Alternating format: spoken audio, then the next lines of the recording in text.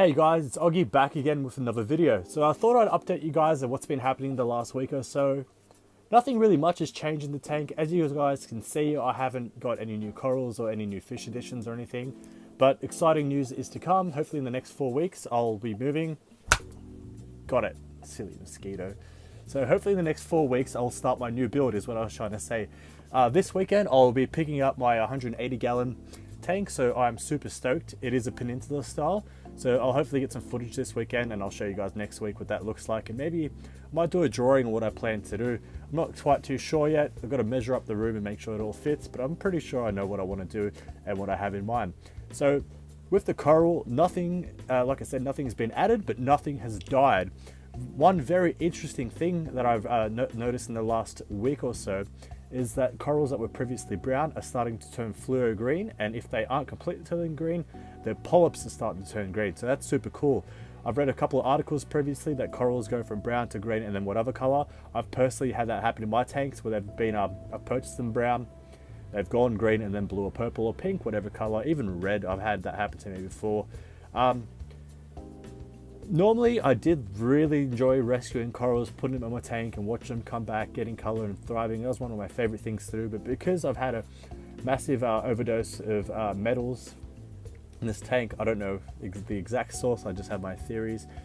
Again, you guys know I lost some corals. Now, summer is finally over. My temperature is doing a-okay. Like I said, no deaths. This week, I've actually gone ahead and changed some of the filtration. Firstly, I've started dosing vinegar. I'm currently dosing 20 mils of vinegar a day, for every 2 mil at a time, 10 times a day. That is because my nitrates went to about 15 ppm and currently they're now sitting at 4 ppm. Even with the water changes, I just feed really heavy. I have a giant bioload on this tank, and since removing all that marine pure, it has clearly increased my nitrates. My phosphates have only slightly risen to about 0.02, so totally not worried about that. Just doing that more as a nitrate thing. Again, no cyano, no dinos, no issues whatsoever, but everything else seems to be doing pretty good. I just guess I did that for more of peace of mind than anything. And then the other thing I've gone ahead and bought is this Continuum Power Cleanse Heavy Metal Remover. It claims to basically remove most of the metals that are contaminating my water, which are making my corals look like crap. So hopefully this stuff works. It's supposed to change color once it is saturated with whatever metal it is. Different colors mean different metals that are heavy in the water. I have all of them, so I don't know what color it's going to turn, but apparently you can reuse this by putting it in some kind of muric acid. If you guys go ahead and online and look for the Continuum Metal Remover, you can go ahead and see how that's done. Also, there are a couple other guys that do it. I know Triton Lab does it, maybe even Polyp Lab. I'm not sure. There's surely like polyfilter pads remove copper and stuff like that. There's many ways to go about this. Water changes, and just this is my peace of mind. So like I said, when I do the new build, I will be using 100% new water. I already have different dry rock ready to be cycled for that new tank. So I'm probably not going to use most of this. I may or may not. I'm not too sure yet. I might just completely buy a new rock. I've said that before. So let's go ahead and jump in so I can show you what the tank looks like. So as you guys can see, some of my Monties are coming back. The orange one's super cool. This guy has green polyps and blue polyps. The orange one, it's really hard to see my fingers. Sorry about that, guys. Pretty cool. These Monties back here are coming back. There's frags. I fragged this guy up. I thought that piece right there of Monty's dead, but as you can see, all the little orange bits, so that's coming back. The Postulopora completely coming back. Super stoked about that. Got a couple more frags back there. The anemone moved for some reason about a week ago, and it's still there, so cool. I'm fine with that. There's a SPS frag back there, but it's not touching it. If it does touch it, I'll probably go ahead and move it. And can you guys see this? Little tiny piece. Where's my finger in this camera? Right there. That is a chalice coral.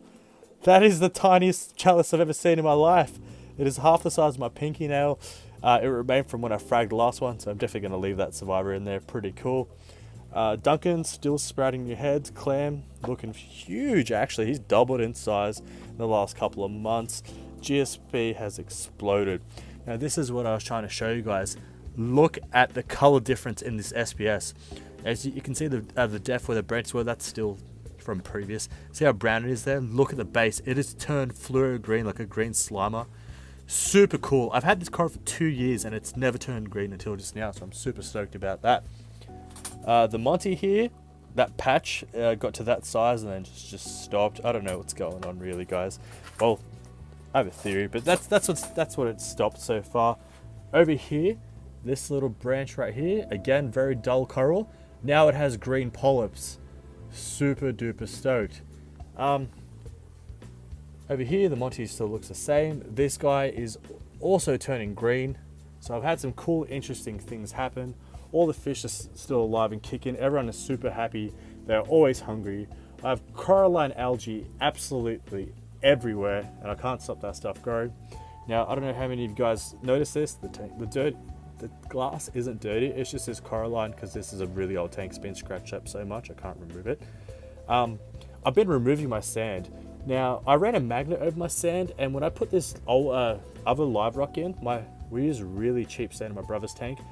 There was little bits of iron or some sort of metal in there, so I think that's where one of my metal sources come from too. There's only like, let's say from this whole section, there was only a couple of grains, but better to remove it, peace of mind. For the next build, I do probably plan to go bare bottom, so I'd like to hear you guys' opinion on that. So, the last thing before I leave you alone, I went to LFS across the street from where I was working. So this guy's about 15 minutes away from me, may as well be called LFS. And they had, I do believe it is either a millipora or acrofrag. I can't remember what it was named as though. There was two right next to each other. Basically, it had a little bit of RTN, and a colony this size and this pink color is normally about $70 to $80 worth if you normally see one.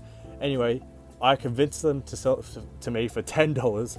So what I'm going to do is chuck it in the tank, monitor it, and if it starts continuing to RTN or STN, I've watched this for a couple of days now, this coral hasn't died anymore, I will go ahead and frag it up and pray for the best. A $10 gamble is definitely worth it. So I haven't had a new coral for a very long time. I'm temperature acclimating him right now, or her, whatever you want to call it, and then I'm going to go ahead and dip it in Revive.